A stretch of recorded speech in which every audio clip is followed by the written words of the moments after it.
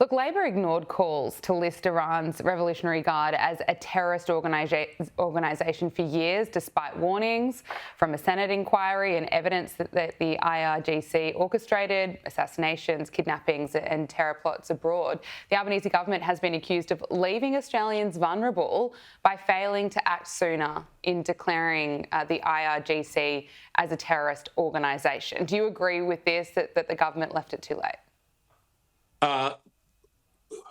Senator Claire Chandler is owed great credit for pursuing this very vociferously in the Senate. And look, Wong and Albo, etc., have woken up late to this Iranian threat. That's obvious.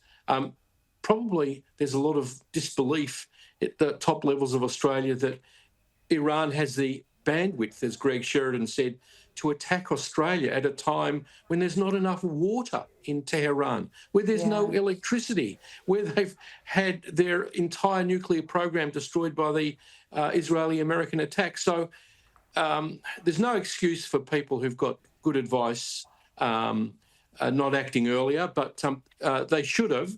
Hopefully we've got them in time. But I tell you one thing, I've noticed that Albo watched that film Argo about the American diplomats being saved via a very unusual scheme.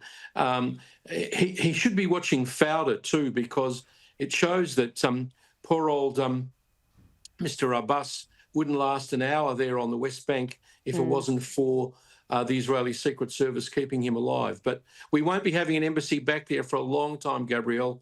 Any Australian who's in Tehran, I would say get out, listen to the government. It's very dangerous. They're very nasty people, as Kylie Moore-Gilbert, the Australian academic who was imprisoned in Irvine prison, can tell you. Very nasty.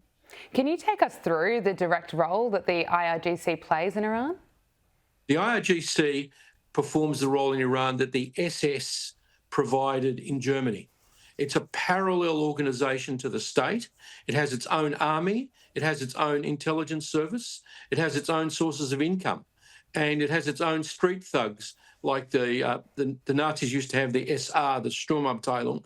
The IRGC has the Basij, and they go and beat up women and beat up protesters whenever there's a demonstration against the Ayatollah. So it's a sinister parallel state that has all the best arms, it has the most money, and it's the most fanatical, just like the SS was for the regime. Very scary people. And they are the ones who interrogated poor Kylie Moore-Gilbert in the prison when she was incarcerated there unjustly for so many years. And they asked her about sites here in Australia. My goodness, they were obviously onto attacking Australia way back then. Well, ASIO is right now investigating whether an attack on the former home of Jewish leader Alex Rivkin was ordered by Iran. And how chilling is it that Tehran is believed to be behind many anti-Semitic crimes here in Australia? Well, I think, Gabrielle, you're right on the ball there. It's not just the two that have already been revealed. The full story of this is yet to come out.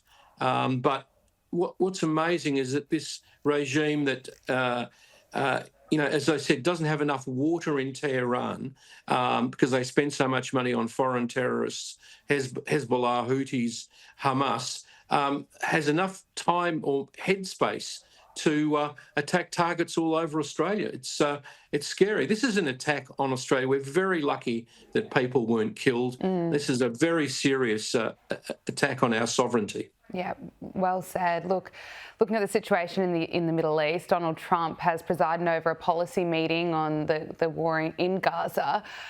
Michael, I want to get your thoughts on where we're at the moment and what the solution is. As we know, Australia seems to want to recognise the state of Palestine, but we also know that Hamas would win an election if an election was held.